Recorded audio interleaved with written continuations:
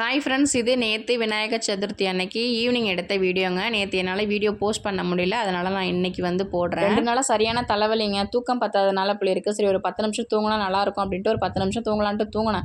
அது 1 மணி நேரத்தை தாண்டிடுச்சு. திடீர்னு முழிச்சு பார்த்தா ஐயோ 1 மணி நேரம் தாண்டிடுச்சு, டைம் ஆகிடுச்சுன்னு சொல்லிட்டு சீக்கிரம் எழுந்திரிச்சு வீடு எல்லாமே கூட்டிட்டு அப்புறம் வந்து சாமிக்கு எல்லாமே நான் பூ முன்னாடியே வச்சுட்டேன். ஏன் அப்படின்னா தம்பி எழுந்திரிச்சிட்டான் அப்படின்னா எல்லா ஃபோட்டோஸும் கேட்பான், சாமி ஃபோட்டோ எல்லாமே கேட்டு அழுவான்ட்டு அவன் முழிக்கிறதுக்குள்ளேயே எல்லாத்தையுமே வச்சு முடிச்சுட்டு அதுக்கப்புறம் பருப்பு வந்து ஊற வச்சுட்டு தான் தூங்கியிருந்தேன்.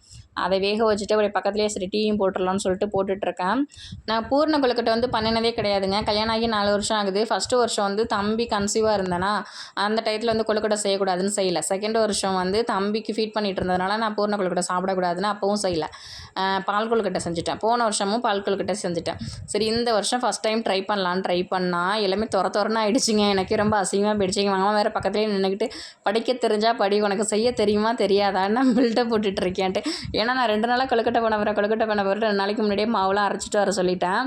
அந்த சர்க்கரை அப்புறம் வந்து கடலைப்பருப்பு இதெல்லாம் போட்டு கடலைப்பருப்பு வேக வச்சு சர்க்கரை எல்லாத்தையும் போட்டது என்ன ஆகுதுன்னா ரொம்ப இலகி போயிடுதுங்க. போன டைம் வந்து இது இருக்குது தெரியுமா சுழியம், அது பண்ணும்போதே துறன்னு ஆகிடுச்சு. என்னமோ சுழியம் பண்ணி கொடுத்துட்டேன்.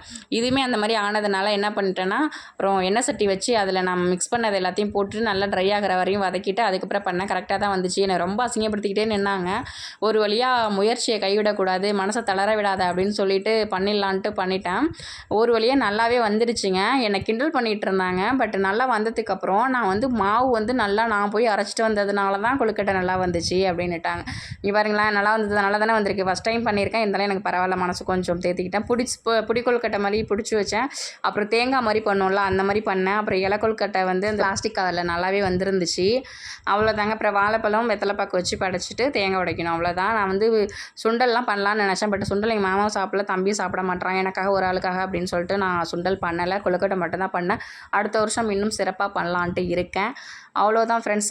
சாமி கும்பிட்டுட்டு அப்படியே நாங்கள் கொழுக்கட்டை எல்லாமே சாப்பிட்டுட்டோம். இதுவரையும் வீடியோ பார்த்ததுக்கு ரொம்ப நன்றி. வீடியோ பிடிச்சிருந்தா லைக் பண்ணுங்கள். ஓகே, தேங்க்யூ, பாய்.